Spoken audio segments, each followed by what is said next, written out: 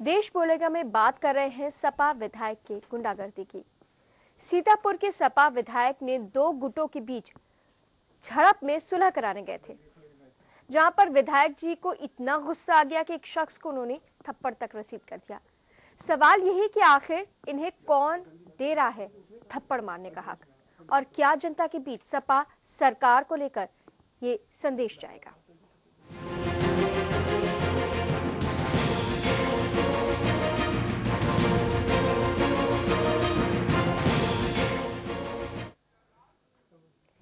शामली में एक आदमी खुद को जिंदा साबित करने के लिए कानूनी लड़ाई लड़ रहा है।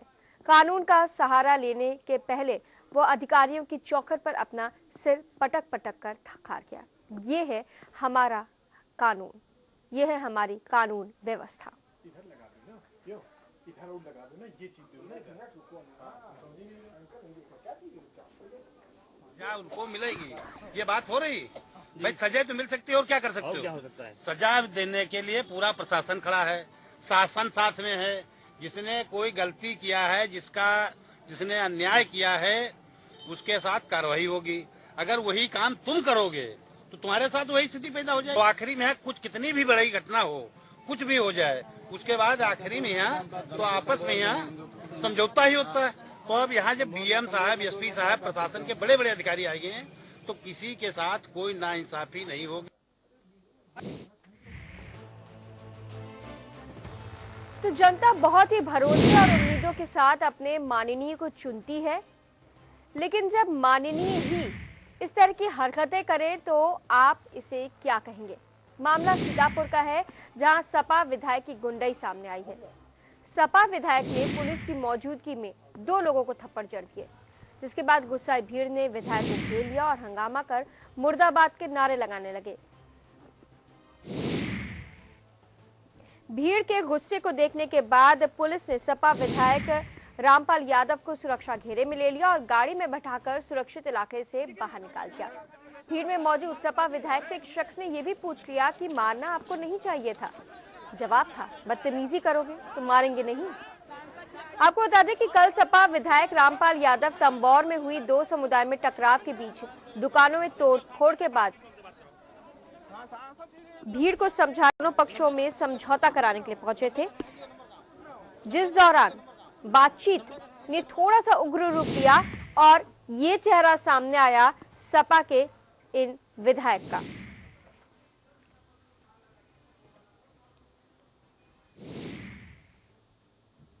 सुलह समझौता करवाने पहुंचे सपा विधायक ने वहां पर अपनी दबंगई दिखाते हुए दो लोगों को थप्पड़ रसीद कर दिए। जाहिर तौर पर जनता का गुस्सा आना लाजमी है। जनता को गुस्सा आया, ऐसे में जो उनके साथ सुरक्षा कर्मी थे, पुलिस जो वहां पर मौजूद थी, उसे एकाएक विधायक जी की सुरक्षा का ख्याल आ गया और विधायक जी को सुरक्षा घेरे में लेकर इलाके से बाहर निकाल दिया गया। सवाल यहां पर हम ये पूछ रहे हैं कि किसने हक दिया विधायक साहब को थप्पड़ मारने का। आप जनता के नुमाइंदे हैं, जनता के सेवक हैं, उन पर राज करने के लिए आप नहीं वहां पर पहुंचे हैं, और आप किस हक से वहां पर थप्पड़ मार रहे हैं। हम अपने दर्शकों से भी अपील करते हैं कि जिस तरह से सपा नेता की विधायक की गुंडई सामने आई है, वैसे में अगर आपके पास कुछ कहने को है तो आप हमें कॉल कर सकते हैं। हमारे टेलीफोन नंबर आपकी टीवी स्क्रीन पर आ रहे हैं। अपनी प्रतिक्रिया दीजिए इस पूरे मुद्दे पर, किस तरह से सपा नेताओं की दबंगई सामने आ रही है। ये तस्वीर हम आपको दिखा रहे हैं कि सपा विधायक पहुंचे थे सीतापुर में, दो पक्षों में हुए झड़प के बाद वहां पर समझौता कराने के लिए, लेकिन इस दौरान विधायक साहब, ये तस्वीर आप देख सकते हैं, लाल रंग के एरो में हम आपको दिखा रहे हैं किस तरह से विधायक साहब यहां पर गुस्से में तमतमाते हुए उन्होंने दो लोगों को थप्पड़ जड़ दिए। लोगों को गुस्सा आ गया विधायक साहब के इस आचरण को देखने के बाद, जिसके बाद एकाएक सुरक्षा कर्मी सक्रिय हुए और विधायक साहब को वहां से सुरक्षित बाहर निकाल दिया गया।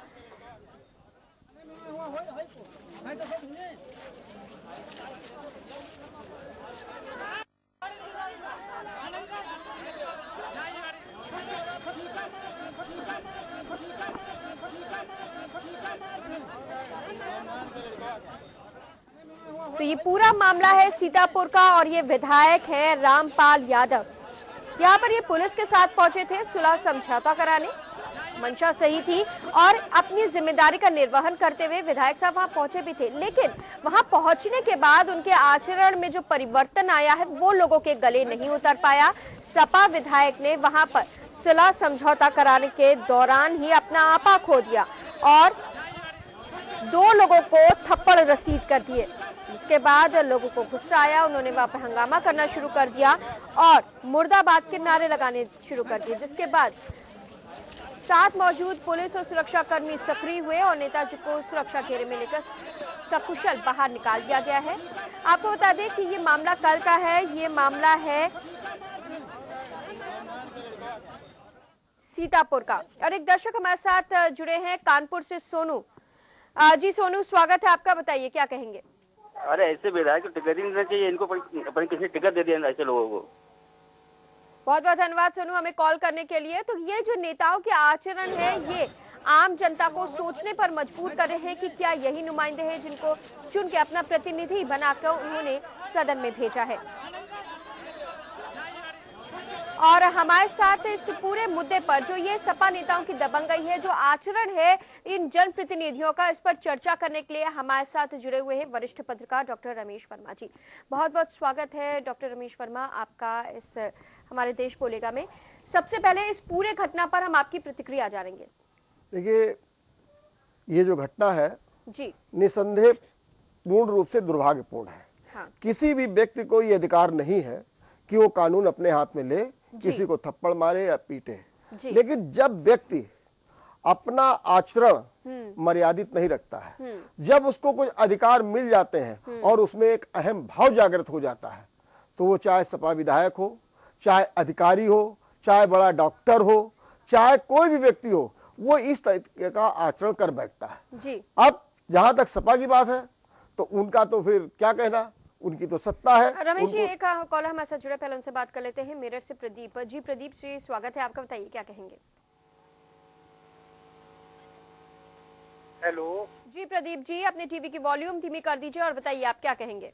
हाँ, मैं ये कह रहा हूँ, न्यूज दिखा रहे हो, ऐसे नेताओं को जो है जनता के बीच छोड़ देना चाहिए जी। और जनता कोई फैसला लेने का इसमें हक है। गुंडागर्दी मचा रहे हैं ऐसे अधिकारियों चाहे नेताओं, इनको सबको जो है जनता के बीच में छोड़ देना चाहिए। बहुत बहुत धन्यवाद प्रदीप जी हमें फोन करने के लिए, हमें कॉल करने के लिए। और एक कॉलर हमारे साथ जुड़े हैं गोंडा से, विजय सोनी जी। विजय जी, स्वागत है आपका, बताइए क्या कहेंगे। विजय जी, आप तक आवाज पहुंच रही है, बताइए क्या कहेंगे। जी मैम, हेलो, बताइए क्या कहेंगे इस पूरे मुद्दे पर। जी मैडम, सबसे पहले तो अखिलेश, अगर मुख्यमंत्री जी अगर हमारी आवाज सुन रहे हैं, हेलो जी जी, मुख्यमंत्री, अपने दर्शकों से हम गुजारिश करेंगे कि आप जब भी हमें कॉल करें अपनी टीवी की वॉल्यूम धीमी कर दें, तभी हमारे आपके बीच में संवाद बेहतर तरीके से हो पाएगा।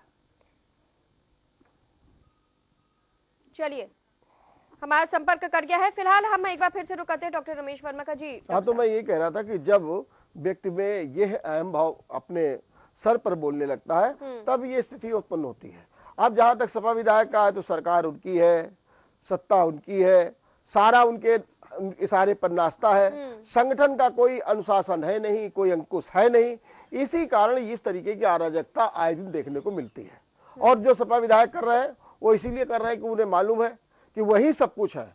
अब कहे जरूर रहे थे कि वो डीएम साहब भी आ गए हैं, लेकिन वो अपने को इस समय डीएम साहब से भी सुपर समझते हैं और अपने को सब कुछ समझते हैं कि सुपर अधिकारी, सुपर शासक, सुपर सरकार हम ही है। इसीलिए उन्होंने उनको पीटना भी शुरू कर दिया। लेकिन ये दुर्भाग्यपूर्ण स्थितियां सपा के लिए और सरकार, शासन तीनों के लिए ही बहुत ही प्रतिकूल है और इससे किसी भी तरीके से सपा को न तो कोई भला होने वाला है, बल्कि उसकी छवि निरंतर गिर रही है और इसको विपक्ष के लोग जो है पूरी तरीके से कैश करा रहे हैं। आप यहाँ पे ये भी देख रहे हैं कि पुलिस वाले खड़े हैं, पुलिस वाले बोल नहीं रहे। पुलिस वाले क्या बोले? जब इस प्रदेश में पुलिस ही आए दिन पिटती रहती है तो बेचारी करेगी क्या? तो वो तो अपनी खुद जान बचाए हुए है और वो सोचती है कि विधायक जी ऐसा कर रहे हैं, अगर मान लो विधायक जी को रोके तो कहो विधायक जी उन्हीं के ऊपर चढ़ाई कर दे। तो इस तरीके के हालात इस प्रदेश में पैदा हो गए हैं।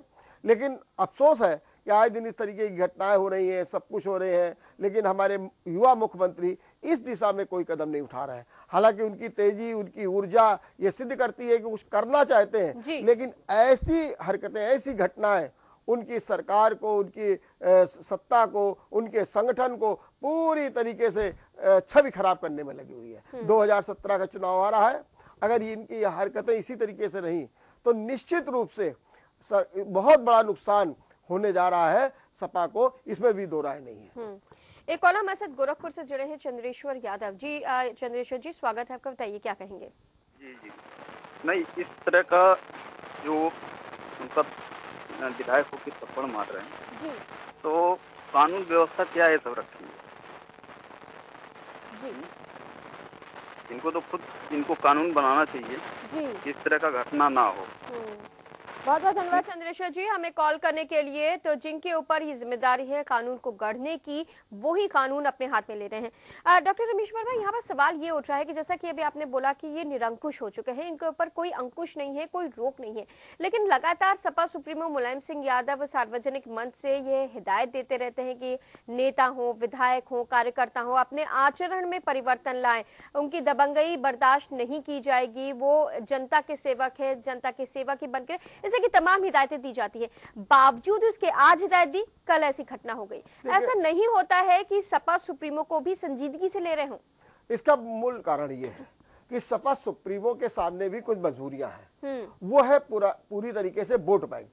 बिहार चुनाव के बाद जिस तरीके से एक हड़कंप सा मचा हुआ है, और सपा सुप्रीमो भी ये जानते हैं कि यदि यहाँ के बैकवर्ड का वोट पूरी तरीके से पोलराइजेशन नहीं हुआ तो उनके लिए बहुत बड़ी चुनौती होगी। तो उसका लाभ इस तरीके के विधायक पूरी तरीके से उठा रहे हैं। उन्हें मालूम है कि सपा सुप्रीमो हमारे ऊपर कोई कार्रवाई करने नहीं जा रहे हैं। जहां तक कार्यकर्ताओं की शिकायत की बात है, मैं ये नहीं कहता हूं कि कार्यकर्ता शिकायत जो है सही कहते हैं, लेकिन मैं ये भी दावे के साथ कहता हूं कि तमाम कार्यकर्ता ऐसे भी हैं जिनके स्वार्थ पूरे नहीं होते, तो वो जाकर के भी शिकायत करते हैं। अगर उनकी भी शिकायतों को भी इसी तरीके से लिया जाता रहेगा तो निश्चित रूप से उन जनप्रतिनिधियों का भी मनोबल गिरेगा जो सही तरीके से काम करना चाहते हैं। तो दोनों बातें हैं। अगर सपा सुप्रीमो शह लेंगे, आप देखिए पिछले बार का मंत्रिमंडल का जब विस्तार रमेश जी, यहाँ पे आपको रोकूंगी क्योंकि मुद्दा बहुत अहम है और ये जो आप बता रहे हैं ये भी बहुत अहम है, लेकिन एक कॉलर है, उनसे हम पहले बात कर लेते हैं। शुक्ला, इंदिरा नगर से। जी नारायण जी, स्वागत है आपका, बताइए क्या कहेंगे। हेलो जी नारायण जी, आवाज आ रही है, अपनी टीवी की वॉल्यूम धीमी कर दीजिए और बताइए क्या कहेंगे आप। हाँ, आवाज मिल रही है हमारी? जी नारायण जी, आ रही है, बताइए। अच्छा, ये अभी हमने न्यूज पर देखा कि हमारे विधायक महोदय इस तरीके से काम जनता के साथ करते हैं, इनको हम अपना नेता चुनते हैं। मैंने एक पत्रिका में बहुत दिन पहले पढ़ा था ये पंडित जवाहरलाल नेहरू के विषय में। तो उसमें जब ये प्राइम मिनिस्टर हुए थे तो ये जब राउंड पर निकले थे तो एक जनता के आदमी ने इनका कॉलर पकड़ लिया था। तो उसमें तो वो बोले नहीं, चुपचाप खड़े रहे। मैंने पत्रिका में पढ़ा था ये चीज। तो उसमें पंडित जवाहरलाल नेहरू जी ने कहा कि आप मेरा कॉलर क्यों पकड़े हो? कहेंगे मुझको क्या आजादी मिली? आज के युग में मुझको कहते हैं आपके देश आजाद है, क्या आजादी मिली? तो पंडित जवाहरलाल नेहरू उस समय प्रधानमंत्री थे, उन्होंने जवाब दिया कि आप ये बताइए कि आप एक प्रधानमंत्री का कॉलर पकड़ करके इस तरीके से आप जतोड़ से बात कर रहे हैं कि इससे बढ़ के आपको आजादी क्या मिलेगी? उसी जगह उसने कॉलर छोड़ दिया, उसके पैर पकड़ लिया। और आज के नेता ये है कि बात पे पैर आ जाता है और फटाफट जो भी चला दे वो थोड़े है। बहुत बहुत धन्यवाद नारायण जी हमें कॉल करने के लिए। तो आजादी के मायने सबके लिए अलग है। जी वर्मा जी। हाँ, तो मैं यही बात कह रहा था कि सपा सुप्रीमो के सामने भी कुछ मजबूरियां हैं, उन्हें चुनाव देख रहे हैं। अभी जैसे मैं बता रहा था कि अभी मंत्रिमंडल का विस्तार हुआ, बहुत से मंत्री बर्खास्त किए गए, लेकिन वो मंत्री पर कोई कार्रवाई नहीं, बल्कि उनके प्रमोशन हो गए जो दागी थे। जी। तो परिणाम क्या है कि वो सब वोट बैंक के आधार वाले थे, वो जानते हैं कि इनका वोट बैंक का आधार। लेकिन वर्मा जी, ये जो बात आप बोल रहे हैं तो इससे तो यही ऐसा होता है ना कि कहीं ना कहीं अपरोक्ष रूप से जो राज्य सरकार है वो समर्थन कर रही है इस तरह के आचरण का। नहीं, समर्थन नहीं कर रही है, वो तो चाहती रुके, लेकिन वो विवश है। मजबूरी है, जैसे कभी वही अपरोक्ष रूप से कभी कभी ऐसा हो जाता है हाँ। कि आदमी विवश हो जाता है। कभी कभी पिता अपने पुत्र के सामने, अपने बच्चों के सामने कहता मैं हार गया। तो आज सपा सुप्रीमो की स्थिति वही हो रही है कि वो ऐसे लोगों के सामने विवश करें क्या। वो जानते हैं इनके खिलाफ कार्रवाई करना माने अपने वोट बैंक को खिसका लेना। तो इसलिए इन स्थितियों में उनकी भी मजबूरी है और उसका जिसका ये लाभ इस प्रकार के विधायक और नेता और कार्यकर्ता। हमारे कानपुर में देखिए कई बार ऐसी घटनाएं हुई, हमारे सपा विधायकों के लोगों ने हमले किए, पुलिस पर हमले कर दिए, सब कुछ क्या हुआ, टाई फिश हो गया, बल्कि उनको और माफी मांगनी पड़ी। तो ये सब क्या है। तो अच्छा, दूसरी चीज है कि आज के ये जो अधिकारी हैं वो भी इतने खुले और इतने ईमानदार और इतने तंज वाले नहीं रह गए। हाँ। उन्हें भी दिखता है कि भाई देखो अगर हम इन जो हनक अधिकारियों में दिखाई देनी चाहिए वो अब नजर नहीं आती, वो अब नेताओं में नजर आने लगी। वो जानने लगी, उनको मालूम है अगर हम इनके विधायक जी के खिलाफ कार्रवाई करेंगे, यही जाकर के कल मेरी शिकायत करेंगे, जाकर तबादला हो जाएगा, हम यहाँ उधर। तो सब एक तरीके से देखा जाए तो बिल्कुल एक चैन से एक दूसरे से बंधे हुए लोग हैं और वो अपनी स्थिति काम करने के लिए अपनी दबंगई और अपना शासन अपना सब कुछ कर रहे हैं। तो ये एक अजीब सी स्थिति इस समय उत्तर प्रदेश में बन गई है और जिसका लाभ विपक्ष उठा रहा है। एक कॉलर हमारे साथ जुड़े हैं मथुरा से। जी बहुत बहुत स्वागत है आपका, अपना नाम बताइए और बताइए क्या कहेंगे।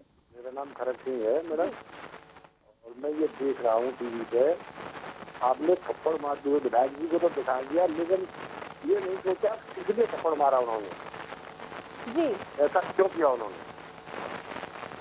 खरक सिंह जी, हमारा मकसद ये है ये दिखाने का कि चाहे कोई भी शख्स हो, कानून अपने हाथ में नहीं ले सकता। अगर आम जनता किसी चोर को भी सजा देती है तो वो भी गैर कानूनी है और वो कानून अपने हाथ में ले रही है। हम वो भी तस्वीर दिखाते हैं और यहाँ पर भी अगर कुछ था तो वहां पर पुलिस वाले भी थे, उनको वहां पर कार्रवाई करनी चाहिए थी। जो लोग वहां पर बदतमीजी कर रहे, जैसे कि नेताजी कह रहे हैं बदतमीजी करोगे तो तुम हम क्या करेंगे, मारेंगे।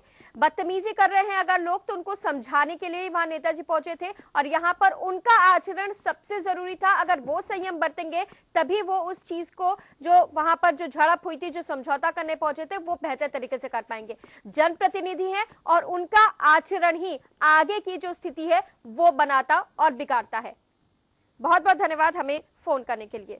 और आज हम आपको दिखा रहे हैं समाजवादी पार्टी के एक थप्पड़ मार विधायक की तस्वीर, जो समझौता तो कराने पहुंचे थे लेकिन समझौते के दौरान वो खुद अपना आपा खो बैठे और उन्होंने वहां पर मौजूद दो शख्स पर थप्पड़ जड़ दिया। सवाल हम लगातार यही पूछे हैं, ये कैसा आचरण है, ये कैसे जनप्रतिनिधि है। एक कॉलर हमारे साथ जुड़े हुए हैं, उनसे हम सबसे पहले बात कर लेते हैं दीपक फैजाबाद से। जी दीपक जी, स्वागत है आपका, बताइए क्या कहेंगे। Hello sir. जी दीपक जी, आवाज पहुंची है, बताइए क्या कहेंगे। सर जनता इनको कहाँ से कहाँ तक पहुँचाती है। जी हेलो। जी दीपक जी बताइए, अपनी टीवी की वॉल्यूम धीमी कर दीजिए। जनता इनको कहाँ से कहाँ तक पहुँचाती है, सांसद बनाती है, एमएलए बनाती है जी। जनता इनको कहाँ से कहाँ तक पहुँचाती है, एमएलए बना देती है, सांसद बना देती है और इनको जनता के बीच में छोड़ देना चाहिए। इनको समझ में आ जाए जनता क्या चीज है।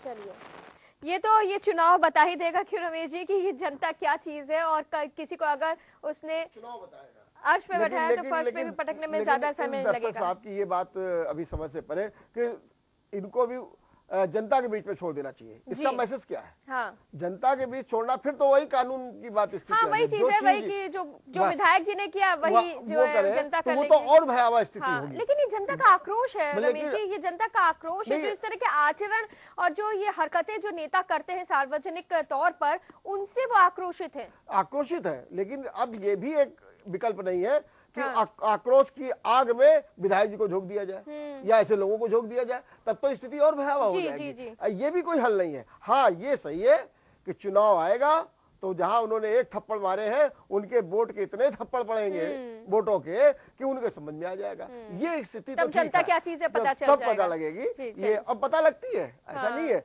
ये एक समय की बात है कि अभी समय इनकी सत्ता है, इनका सब कुछ राज है और इन्हीं विधायकों की बोलती है, इसलिए ऐसी स्थितियां उत्पन्न हो रही। एक कॉलर मैसेज जुड़े हैं कानपुर से दुर्गा प्रसाद जी। जी दुर्गा प्रसाद जी, स्वागत है आपका, बताइए क्या कहेंगे। जी सर, हम ये बताना चाहते हैं कि इससे पहले जब सपा की सरकार थी तो रेलवे स्टेशन कानपुर का किस्सा मैं बता रहा हूँ आपको। तो वहाँ पे एक नेताजी जो थे, सपा के नेता थे, तो उन्होंने क्या किया कि उन्होंने एक ऑटो में टक्कर मार दिया। तो ऑटो वाले 2-4 वहाँ इकट्ठा हो गए। उन्होंने कहा भाई क्यों मार रहे? तब तक उन्होंने रिवॉल्वर निकाल के वो नीचे उतर आए। उसके बाद जितने ऑटो वाले हैं 4, 6, 10 जितने वहाँ आसपास थे, दे जूता, दे चप्पल, दे घूंसा, दे लाश शुरू कर दिया उन लोगों ने। और उसके बाद सारे के सारे पुल से भाग गए और नेताजी गाड़ी बकते हुए जीआरपी की फोर्स लेकर आए। तो एक आदमी बेचारा ऑटो में सो रहा, उसको पता भी नहीं कि क्या हुआ, तो उसको उठा के लेके बंद कर गए। तो इनके साथ यही होना चाहिए। ये फैसला मुझे बहुत अच्छा लगा।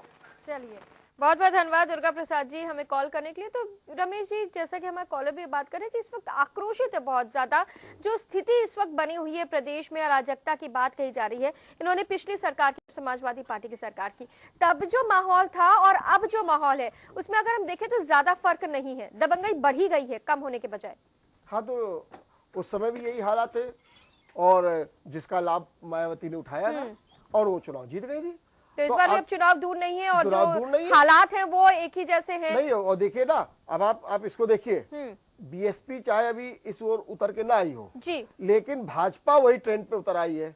हाँ। अभी देखिए दरोगा हत्याकांड में हम प्रदर्शन करेंगे, कन्नौज में किया, जहां पर ऐसी कोई पीड़ित घटनाएं हो रही है, ये लोग पहुंच रहे हैं। तो ये क्या कर रहे हैं? उसी चीज को मुद्दा बना रहे हैं, कैश कर रहे हैं। और वो अगर ये प्रभावी ढंग से, चूंकि इनका भी जनाधार उतना मजबूत नहीं है और उनकी जो पॉलिटिक्स है शहर तक है, सीमित है, अभी गांव-गांव तक नहीं पहुंची है, इसलिए इनको उतना लाभ नहीं मिल पा रहा। लेकिन अगर इनके पास ये स्थिति हो जाए तो जिस तरीके के ये प्रयास कर रहे हैं कि जो लोग ऐसी घटनाएं हो रही वहां पहुंचना, वहां पर इस तरीके प्रदर्शन करना, ये करना, तो उसका कारण ये भी है कि एक माहौल बना रहे और इसका उनको कहीं ना कहीं लाभ मिलेगा, निश्चित मिलेगा, इसमें भी दो राय नहीं है। रमेश जी, लगा अभी जब गठबंधन की बात हो रही थी कि पार्टियों को गठबंधन में आना चाहिए बिहार चुनाव के बाद, तब अखिलेश यादव ने ये कहा था कि जो विकास कार्य उन्होंने किए हैं उन्हीं के दम पर वो चुनावी वैतरणी में उतरेंगे और उसी के दम पर वो उस वैतरणी को पार भी कर लेंगे। लेकिन विकास की बात अच्छी है, लेकिन कहीं ना कहीं पैबंद है ये जो दबंगई है, ये जो कानून व्यवस्था है वो नहीं। यही तो देखिए, यही तो सरकार की छवि बनाती है और बिगाड़ती है। हाँ। आप विकास बहुत कर दीजिए, सड़कें बनवा दीजिए, सब कुछ कर दीजिए, लेकिन अभी जो विकास की ये बात कर रहे हैं अभी वो आम जन तक नहीं पहुंच पा रहा। हाँ। हम आज कानपुर की बात कर लें, आप विकास की बात है, रोज अब सुनने को मिलते हैं कि आज ये हो रहा, आज वो हो रहा, आज वो हो रहा है, अब ये होने लगेगा, अब यहाँ पर हो जाएगा। लेकिन कानपुर के वासी ये समझ रहे हैं कि कहाँ क्या हो रहा है, अभी कहीं कुछ नहीं हो रहा। हम तो अभी भी असुरक्षित है। अब देखिए अभी स्मार्ट सिटी का हुआ, सबसे बड़ी प्रॉब्लम ट्रैफिक की आई है। क्या हो रहा है ट्रैफिक में? आप कहते हैं जनता सुधर जाए, अरे पहले तो आप उनको संसाधन तो दीजिए। आपके पास पूरा फोर्स है नहीं, आपके सिग्नल ठीक नहीं है, आपके पास पार्किंग की जगह है नहीं, कहीं कुछ नहीं है। आपने कहा हम चौराहों को साफ कर देंगे, आप कर नहीं पाए, कुछ आप नहीं कर रहे हैं। तो ऐसे आम जन वो चाहता है कि जो उसको सुविधाएं मिले। और ये जो कानून व्यवस्था की स्थिति है, यहाँ तो आपको शहर में तो कम मिलेगी, लेकिन गांव-गांव में तो बड़ी पेचीदा स्थिति है। अभी पिछले दिनों ही हमारे एक विधायक से मेरी बातचीत हो रही थी, वहां तो ये हो रहा है कि आप लड़ाई झगड़ा करिए और पहले दरोगा जी से मिल लीजिए जाकर के, तो वो दूसरी पार्टी को ही उठा के बंद कर देंगे। हाँ। अभी जो फिरोजाबाद में जो बातचीत हुई, अब उन्होंने हमको बताया विधायक जी ने कि कानपुर देहात में 1-2 पार्टियां लड़ी, एक पार्टी पहले जाकर के मिल गई दरोगा जी से, जब दूसरी पार्टी गई तो दरोगा जी ने उन्हीं को उठाया, अरे तुम तो 307 करके आए हो, तुम उठा बंद कर दो। जहां पर ये अन्याय चल रहा हो, बहुत सी बातें तो आ ही नहीं पा रही है मीडिया के पास और जनता के सामने, क्योंकि पुलिस का खाओ पैसा है, दरोगा का खाओ पैसा है गांव-गांव में। एक कॉलर हमारे साथ जुड़े हैं, रमेश पहले से बात कर लेते हैं। कानपुर से सोनू जी। सोनू, स्वागत है आपका, बताइए क्या कहेंगे। सोनू जी, गुजारिश है अपने टीवी की वॉल्यूम धीमी कर दीजिए, फिर हमसे बात कीजिए।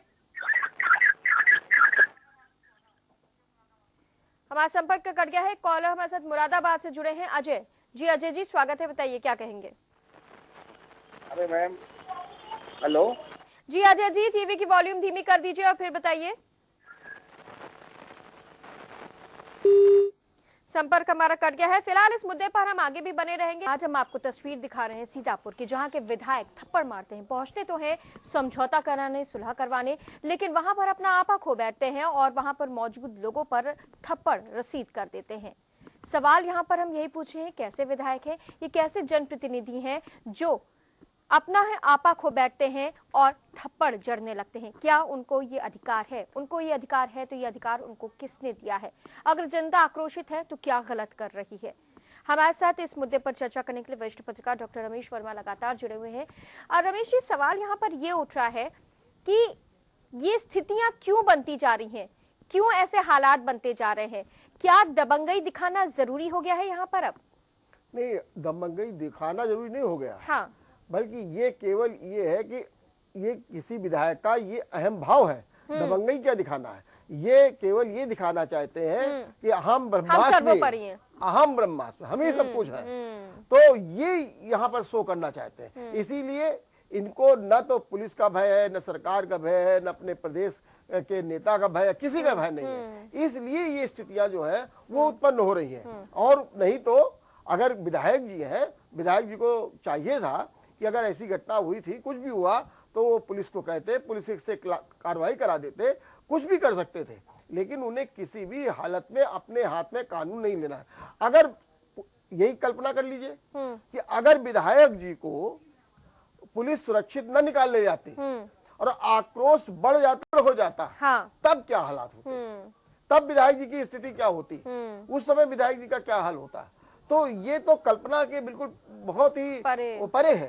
तो कभी भी किसी भी जनप्रतिनिधि को या अधिकारी को, किसी को भी कानून अपने हाथ में नहीं लेना चाहिए। सारी कार्रवाई कानून, और ये जब होता है जब ये ऊपर से चलता है। यदि हमारी सरकार, हमारी सत्ता एक नजर से सब काम करने लगे तो ये स्थितियां उत्पन्न नहीं होगी। लेकिन जहां पर ये हो जाता है कि नहीं, अब तो मैं विधायक हूं और मेरे कहने से थाना चलेगा, मेरे कहने से पुलिस चलेगी, मेरे कहने से दरोगा करेगा, जहां पर ये स्थितियां उत्पन्न हो जाती हैं, वहां पर आए दिन इस तरीके की घटनाएं होती हैं और अभी होती भी रहेंगी। रमेश जी, सवाल एक और यहाँ पे उठ रहा है कि निरंकुशता क्यों बढ़ती जा रही है? हम थानों की बात करते हैं, वहां पर भी यही हालात बने हुए हैं। जो पुलिस प्रशासन है वो निरंकुश हो गया है। निर्दोषों पर इतनी बर्बरता से जो है उनके ऊपर उनकी पिटाई की जाती है, उनके साथ व्यवहार किया जाता है, बर्बर व्यवहार किया जाता है। हम जनप्रतिनिधियों की बात करें तो यही तस्वीर सामने आती है। बहुत जगह हमने देखा है कि हालांकि अधिकारी अभी थोड़ा संयमित है, लेकिन वहां पर भी कहीं ना कहीं दबंगई वो रहती है।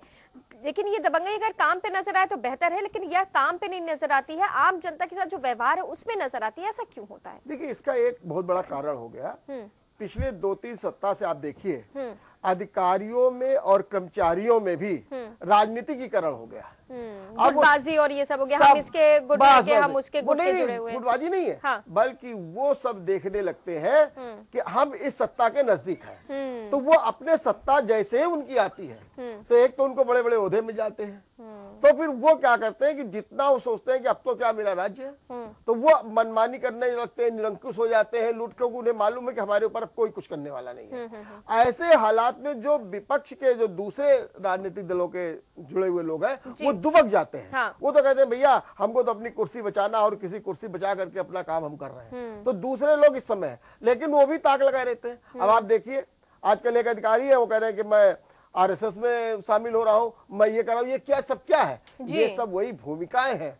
तो अब एक दुर्भाग्य स्थिति हो गई है कि हमारे अधिकारी और कर्मचारी भी राजनीतिक रूप से बट गए हैं। साफ दिखता है ये बीएसपी के हैं, ये बीएसपी के हैं। जब इनका राज्य आएगा तो इनकी तूती बोलेगी, जब इनका राज्य आएगा तो इनकी तूती बोलेगी। तो अब जो लोग अभी समय है, जो बसपा से अपनी सहानुभूति रखते हैं, सद्भावनाएं रखते हैं, या उनके नेताओं के निकट हैं, या जो बीजेपी के लोग हैं, अब वो अपने को बैक फुट पे जरूर है, हाँ। लेकिन वो ताक लगाए बैठे हैं, तैयारी कर रहे हैं, वो तैयारी कर रहे हैं, चुनाव नजदीक आ रहे हैं, कुछ भी हो सकता है, हमारी और मेरी बात करें, मेरी सरकार बने तो आपकी फिर, और जैसे बनती है तो उनकी बाछें खिल जाती हैं। अब जब बाछें खिल जाती है तो वो तुरंत जोड़ तोड़ करके तुरंत ओहदे पा लेते हैं, अच्छी अच्छी कुर्सियां पा लेते हैं, सब कुछ पा लेते हैं, और फिर उनको ये रहता है कि ये तो सब मेरे अपने ही है, इनमें कौन होना। फिर वो निरंकुश हो जाते हैं और फिर निरंकुश होकर के अपने ढंग से काम करने लगते हैं। हाँ, सीधी सी तर्क है। एक कॉलर हमारे साथ रामपुर से जुड़े हैं, शाहिद जी। शाहिद जी, स्वागत है आपका, बताइए क्या कहेंगे? जी, ये ये नेता जो हैं जी पब्लिक के बीच में जब आते हैं जी जी शायद ये नेता जो हैं जो पब्लिक के बीच में आते हैं तो हाथ जोड़कर पब्लिक को दिखाते हैं और जब जीत जाते हैं और सत्ता में आ जाते हैं ना तो हाथ उठाते हैं पब्लिक के ऊपर। और हमारे यहाँ भी एक नेता है आजम खान, जब वो उनका काफिला निकलता है तो वो कहते हैं रोड से जो मैं भी ऑटो चलाता हूँ। बहुत बहुत धन्यवाद हमें कॉल करने के लिए। शाहिद, एक कॉल हमारे साथ बरेली से जुड़े हैं सुजीत कुमार जी। सुजीत, स्वागत है आपका, बताइए क्या कहेंगे। पदोन्नति में प्रावधान है लेकिन पदोन्नति नहीं की जा रही है। इस तरह की योजनाओं में इनका ध्यान नहीं रहता है कि गुंडागर्दी करने में इन लोगों का ज्यादा समय बर्बाद कराया जाता है। बहुत बहुत धन्यवाद सुजीत हमें कॉल करने के लिए। तो अब एक सवाल यहाँ पर ये उठ रहा है डॉक्टर रमेश वर्मा की, जब हमारे सत्ताधारी, हम नेताओं की बात कर रहे हैं, सत्ताधारी विधायकों की बात कर रहे हैं, वो दबंगई करने लगते हैं, उनके आचरण में परिवर्तन आ जाता है, लेकिन ऐसे बहुत सारे विधायक हैं जो सत्ता में नहीं होने के बावजूद भी वो दबंगई करते हैं। हाँ, सत्ता में नहीं, सत्ता में होने के बावजूद देखिए, सत्ता में दो प्रकार के लोग हैं। एक तो ये जनप्रतिनिधि होते हैं, दूसरे सत्ता से जुड़े हुए लोग होते हैं, जो पदाधिकारी होते हैं, ये जो आए दिन अपनी मनमानी करते हैं कि हमारे इस कार्यकर्ता को छोड़ दीजिए, हमारे इनको छोड़ दीजिए, नहीं छोड़ेंगे तो मैं धरना दे दूंगा, प्रदर्शन कर दूंगा। एक तो वो होते हैं, दूसरे वो लोग भी होते हैं धन बल वाले जो इन नेताओं से जुड़े होते हैं, वो भी होते हैं। तो यही सारे एक वो भी होते हैं जो सत्ता में उनकी सरकार नहीं होती, उसके बावजूद वो दबंगई दिखाते हैं क्योंकि वो विधायक है। देखिए, उसका एक कारण और भी है। कुछ लोग ऐसे होते हैं जहां किसी की सत्ता आ जाए, देखिए एक और भी है, एक आचरण वाले लोग और भी हैं, किसी की भी सत्ता आ जाए लेकिन उनका काम होगा। हमारे यहाँ कानपुर में भी ऐसे लोग हैं कि चाहे मुलायम सिंह जी की सत्ता आ जाए, चाहे कांग्रेस की सत्ता आ जाए, बीजेपी की सत्ता आ जाए, काम उनके कोई नहीं रुकेंगे और उनके सारे लोग मानेंगे। और वो तो ऐसे भी लोग होते हैं। यही लोग ज्यादा अपने ढंग से अपने कार्यों को करते हैं और अपने माहौल को अपने पक्ष में बनाया कर रखते हैं। ऐसे भी लोग होते हैं। एक कॉलर हमारे साथ जुड़े हैं लखनऊ से सुमित जी। सुमित, स्वागत है आपका, बताइए क्या कहेंगे। हेलो जी सुमित। हेलो सुमित, अपने टीवी की वॉल्यूम धीमी कर दीजिए और बताइए क्या कहेंगे। एकदम आवाज स्लो कर दे रहे हैं, एकदम वॉल्यूम, क्योंकि आपका जो नंबर है अभी हमने लिया है। हाँ बताएं सर। हेलो सुमित, आपकी आवाज आ रही है, आप बताइए क्या कहना चाहते हैं। अरे मैम, हमारे कहने मतलब ये है कि जो यहाँ के सीएम है या जो भी मुखिया लोग हैं वो तो बहुत अच्छे और बहुत बढ़िया विचार उनके हैं, मगर उनके विधायक लोग हैं ऐसा क्यों करते हैं, जाके पब्लिक को परेशान क्या करते हैं। बहुत बहुत धन्यवाद हमें कॉल करने के लिए सुमित। अरविंद तोमर बुलंदशहर से हमारे साथ जुड़े हैं। जी अरविंद जी, स्वागत है, बताइए क्या कहेंगे। अरविंद जी, आप तक आवाज पहुंच रही है हमारी। सभी दर्शकों से निवेदन है कि आप जब भी हमें कॉल करें अपनी टीवी की वॉल्यूम धीमे कर दें। लगातार हमारे टेलीफोन नंबर आपके टेलीविजन स्क्रीन पर नजर आ रहे हैं, आप हमें कॉल कीजिए, मुद्दे पर अपनी प्रतिक्रिया दीजिए, लेकिन अपनी टीवी की वॉल्यूम जरूर धीमी कर दीजिए एक बेहतर संवाद स्थापित होने के लिए। जी अरविंद जी, संपर्क हमारा टूट गया है। डॉक्टर वर्मा, यहाँ पर एक चीज बहुत ही उससे जानना चाहते हैं, जो अभी तक पूरी हम लोग की चर्चा रही है, जो ये हालात बने हैं, चाहे सत्ता में रहे ना रहे, सत्ता से जुड़े हुए लोग हो, सत्ता के संरक्षण में लोग होते हैं, ये सब इस तरह का आचरण कर रहे हैं, दबंगई दिखा रहे हैं। सवाल यहाँ पर ये है कि ये क्या कभी थमेगा या ऐसे ही चलता रहेगा, हर साल दर साल ये बढ़ता रहेगा, जो सत्ता में रहेगा उसके नेता दबंगई करेंगे। एक कॉलर हमारे साथ जुड़े हैं, पहले उनसे बात कर लेते हैं। गोंडा से अरविंद श्रीवास्तव जी। अरविंद, स्वागत है आपका, बताइए क्या कहेंगे।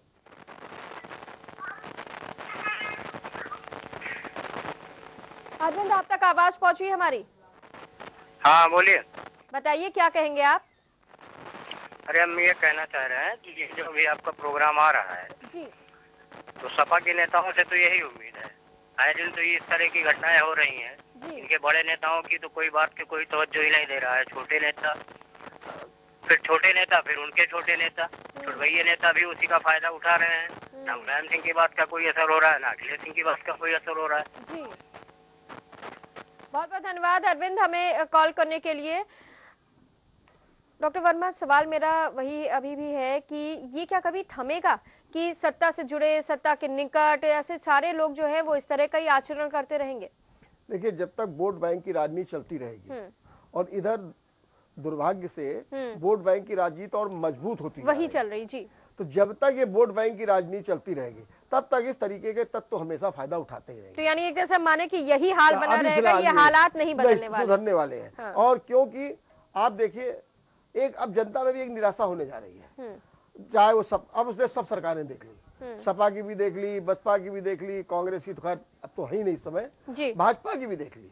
अब वहां पर भी ध्रुवीकरण की बात हुआ करती है, वहां पर भी जातिवादी बात होती है, वहां पर भी ये कहा जाता है कि हमने बैकवर्ड को ये दे दिया। तो ये सारी स्थितियों से लगता है कि ये थमने वाला नहीं है कि सत्ता और कुर्सी हमको कैसे मिले, इसके लिए सारे हथकंडे साम दाम दंड भेद सब अपना देखिए ना, सभी लोग कहते हैं वो दागी विधायक है, दागी सांसद है। अरे किस दल में नहीं है वो? अब एक दल है, वो आवे सामने और वो अगर ये कह दे कि हमारे यहाँ एक भी दागी को टिकट नहीं दिया जाएगा, हमारे यहाँ एक भी दागी को नहीं रखा जाएगा, मंत्री नहीं बनाएंगे, आप देखिए सुधार हो जाएगा।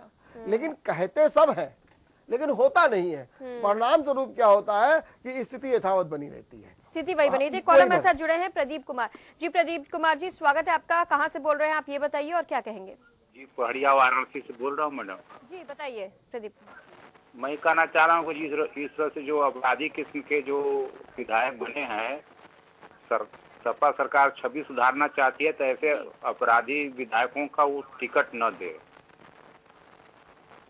बहुत बहुत धन्यवाद प्रदीप जी, हमें कॉल करने के लिए। एक कॉलर हमारे साथ लखनऊ से जुड़े हैं लारिद जाफरी जी। लारिद जी स्वागत है, बताइए। मैम, मैं लखनऊ से बोल रहा हूँ, लारिद जाफरी। और ये जिस विधायक की आप रिपोर्ट दिखा रही हैं, ये सपा के विधायक हैं और इन सपा के विधायकों से ऐसी उम्मीद की जा सकती है। इनके लखनऊ में कई तरह के, सीतापुर में एक रेस्टोरेंट है, होटल है, ये अपने आप को बड़ा दबंग वहाँ का विधायक मानते हैं और इनसे ऐसी उम्मीद की जा सकती है ये बदतमीजी की। जी बहुत बहुत धन्यवाद लारिद, हमें कॉल करने के लिए। डॉक्टर रमेश वर्मा, अभी जैसे कि हमारे पास हाल में 2-3 कॉल्स आए, तो ये चीज हमें नजर में आई कि लोग जो है ये जो दबंगई है इसको समाजवादी पार्टी से ज्यादा जोड़ के देख रहे हैं कि अगर सपा के नेता हैं तो इनसे हम इसी तरह के आचरण की उम्मीद करते हैं। नहीं, ये देखिए, ये तो इनका एक अपना पक्ष है। हाँ। लेकिन सच बात तो ये है कि ये हर जगह हर पार्टी में ये बात आपको दिखाई देगी। और हो सकता है किसी में कम हो, किसी में ज्यादा हो जाए, ये एक दूसरी बात है, लेकिन किसी भी तरीके से ये किसी चीज में कम नहीं है और ये कम होते भी नहीं दिख रही है।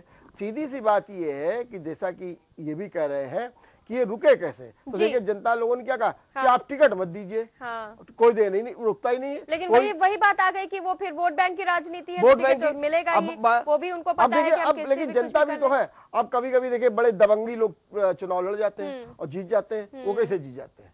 एक सज्जन व्यक्ति चुनाव लड़ेगा, वो नहीं जीतेगा। तो अब जनता को भी या तो खुल करके सामने आना चाहिए। अब जनता को भी वोट बैंक की राजनीति से पता है, लेकिन स्थितियां क्या है? आज बिहार में क्या हुआ? एक वोट बैंक की राजनीति थी, सारा सब कुछ था, लेकिन सटाक से सारी सीटें निकाल ली गई। तो उसका कारण केवल ये है कि ये जो जातिगत, ये धर्मगत जो वोट की राजनीति चल रही है, वो बड़ा बेड़ा गर्क कर रही है। और अगर इसको नहीं रोका गया आने वाले, लेकिन मुझे तो उम्मीद है कि एक न एक समय आएगा जब इन पर भी अंकुश लगेगा और स्थितियां बदलेंगी। लेकिन फिलहाल तो अभी कुछ ऐसा नजर नहीं आ रहा। हमारे साथ एक बार फिर से फोन पे लाइन पे जुड़ चुके हैं दुर्गा प्रसाद कानपुर से।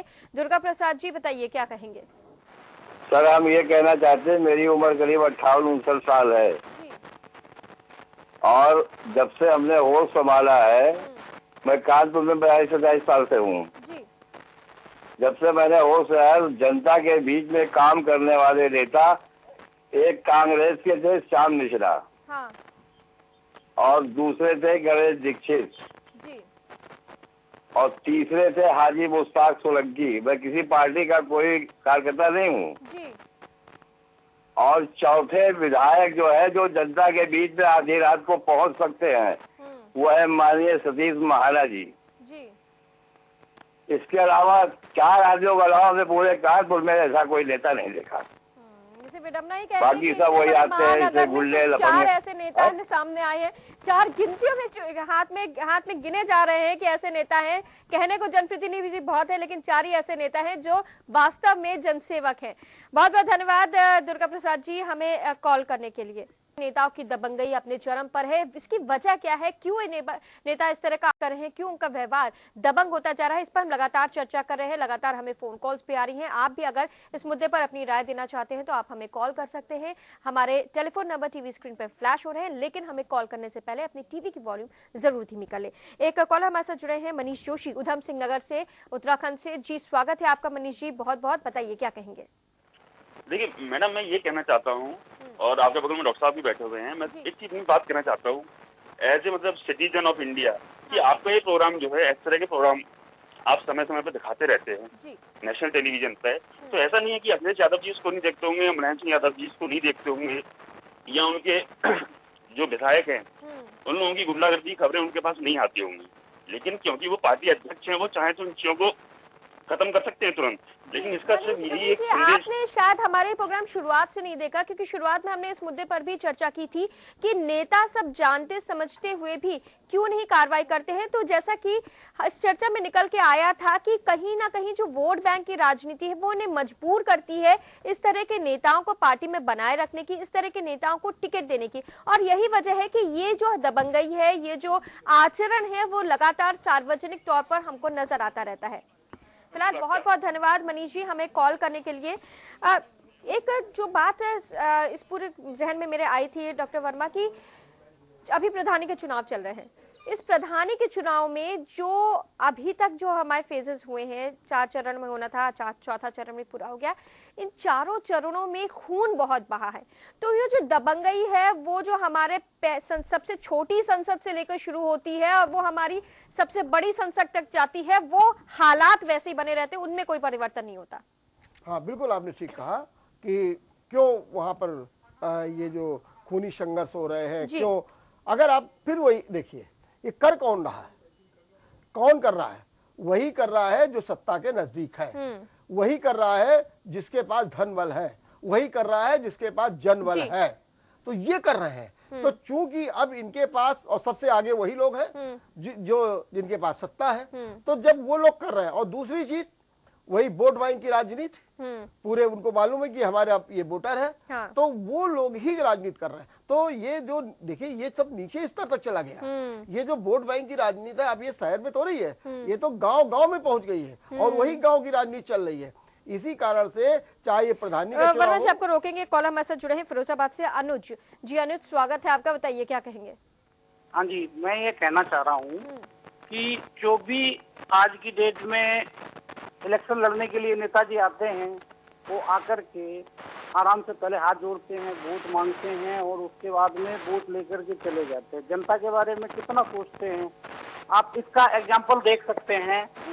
जिला फर्रुखाबाद में आज तक कोई फैक्ट्री या कोई उनकी रोजगार की व्यवस्था नहीं की गई, और ना ही इस इलाके के बारे में कोई डेवलपमेंट के बारे में सोचा गया। एक कालिंदी एक्सप्रेस जो बहुत दिन पहले से चल रही थी, अभी भी चल रही है, उसके अलावा कोई ट्रेन यहाँ पे अच्छी व्यवस्थाएं जो हमारे माननीय मुख्यमंत्री जी, पहले मुलायम सिंह जी रहे, अखिलेश जी हैं, वो करवा सकते थे, बट नहीं करवाया अभी तक। और बाकी चीजें जो सुविधाएं इस इलाके को, फर्रुखाबाद हो गया, मैनपुरी हो गया, हालांकि हमारे मुलायम सिंह जी का वो गृह। अनुज जी आपने जो बात बोली वो एकदम सही है, लेकिन कहीं ना कहीं मैं इसमें एक ही संशोधन करना चाहती हूँ, डॉक्टर साहब भी इसमें सहमत होंगे मेरे साथ, कि जो अगर मुखिया जो होता है किसी भी पार्टी का, एक पार्टी की बात हम नहीं करें, कोई भी जो प्रदेश का मुखिया होता है वो पूरे प्रदेश को समदृष्टि से देखता है, लेकिन यहाँ पर विकास और ये सारे करने की जिम्मेदारी जो होती है वो वहां के जनप्रतिनिधियों की होती है, उस पर्टिकुलर इलाके के जनप्रतिनिधि की होती है। उसका जो व्यवहार है, जो उसकी प्राथमिकता है, वो तय करता है उस स्थान के विकास के लिए। चलिए कॉलर हमारे साथ जुड़े हैं इटावा से डॉक्टर जैनेंद्र, उनसे पहले बात कर लेते हैं। जी डॉक्टर साहब बताइए क्या कहेंगे। हाँ, ये कहना चाहते हैं मैडम, नमस्ते जी। हाँ, ये कहना चाह रहे कि बीजेपी जब सत्ता में आई थी तो वो ये यहाँ पर जब प्रचार कर रहे थे नरेंद्र मोदी, तब ये कह रहे थे कि इनको हटा के हम राष्ट्र पर शासन लगाएंगे, ये सब कुछ करेंगे जी। लेकिन ऐसा कुछ नहीं किया, और ये देखिए कानून व्यवस्था बिल्कुल चरमरा गई यूपी की, और कोई ध्यान नहीं इसकी तरफ, बीजेपी कुछ नहीं करना चाहती। इसका मतलब क्या हुआ? बहुत बहुत धन्यवाद डॉक्टर जैनेंद्र हमें कॉल करने के लिए। तो कुल मिलाकर अगर देखा जाए डॉक्टर वर्मा, तो अगर हम सारी पार्टियों को देखते हैं तो कहीं ना कहीं अगर हम आइडियोलॉजी की बात छोड़ दें तो सारी पार्टियां जो होती हैं उनके आचरण व्यवहार सब ही लाइन में चल रहे होते हैं, किसी में कोई फर्क नहीं होता है। देखिए, एक इसमें अभी हमारे डॉक्टर जैनेंद्र कह रहे थे कि बीजेपी और सपा में, हाँ। तो आज ही मायावती ने एक बहुत बड़ा आरोप लगा दिया है कि बीजेपी में और सपा में आंतरिक बिल्कुल गठबंधन हो गया है। हाँ। और वो बिहार में देखने को मिला, जहां पर सपा सुप्रीमो खुद कहते हैं कि यहाँ पर भाजपा का असर है, असर दिखाई दे रहा है। तो उन्होंने भी आज कह दिया। दूसरी चीज, एक बात और इस समय हो गई है, अब व्यक्ति की सज्जनता नहीं देखी जाती है, अब व्यक्ति की शिक्षा नहीं देखी जाती, उसका आचरण नहीं देखा जाता है। अब नेता ये देखता माई मैन, मेरे जेब में रहे। मुझे याद है कि एक बहुत बड़े नेता कानपुर के हैं, तो उन्होंने कहा कि देखो, वो व्यक्ति अपराधी हो, चोर हो, डकैत हो, कोई मतलब नहीं है, लेकिन वो हमारा होकर के रहे। तो अगर मेरा होकर के रहता है तो फिर तो जब उनका होकर के रहेगा तो फिर तो वो दंगई करेगा। तो आज माई मैन की जो है प्रैक्टिस हो रही है। हर नेता चाहता है कि मेरे जेब का आदमी हो, जो हम कहें वही वो करे। वो अपने मुंह, पहले क्या होते थे कि पहले ये होता था कि नेता के खिलाफ भी लोग बोलते थे जी, वो होता था कि कांग्रेस में गुटबाजी है, फलानी जगह गुटबाजी है। आज तो केवल वही व्यक्ति को पद मिलता है, उसी को टिकट मिलता है जो माई मैन की जो है नीत और नीत में खरा उतरता है। वो चाहे जैसा भी हो, पढ़ा हो, लिखा हो, अपराधी हो, माफिया हो, कुछ भी हो, कोई लेना देना नहीं। तो यानी अब अगर आपको सत्ता पे रहना है और मतलब सत्ता में रहना है, अगर आपको एक जनप्रतिनिधि बनना है या फिर उसके करीबी होना है, तो आपके क्वालिफिकेशन में चेंज हो गया है। आपकी पढ़ाई लिखाई से मतलब नहीं है, आप कितने दबंग हैं, आप कितने रसूखदार हैं, आप कितने पैसे वाले हैं, ये चीजें अगर आप में है तो आप जरूर सत्ता में पहुंच सकते हैं। और यही किसी नेता के माई मैन होकर, किसी भी नेता के माई मैन होकर। बहुत बहुत धन्यवाद डॉक्टर वर्मा हमारे साथ जुड़ने के लिए। तो आज देश बोले गए में हम वो तस्वीर टटोलने की कोशिश कर रहे थे जो आजकल के हमारे नेता एक प्रदर्शित करने की कोशिश कर रहे हैं। एक दबंग छवि की नेता की तस्वीर क्यों उभर के सामने आई है और क्या मजबूरी है राजनीतिक पार्टियों की कि वो ऐसे नेताओं को आगे बढ़ा रहे हैं, यही हमने जानने की कोशिश की और यही जनता की राय भी हमें मिली है। देश बोला में फिलहाल इतना ही। देखते रहिए के न्यूज़।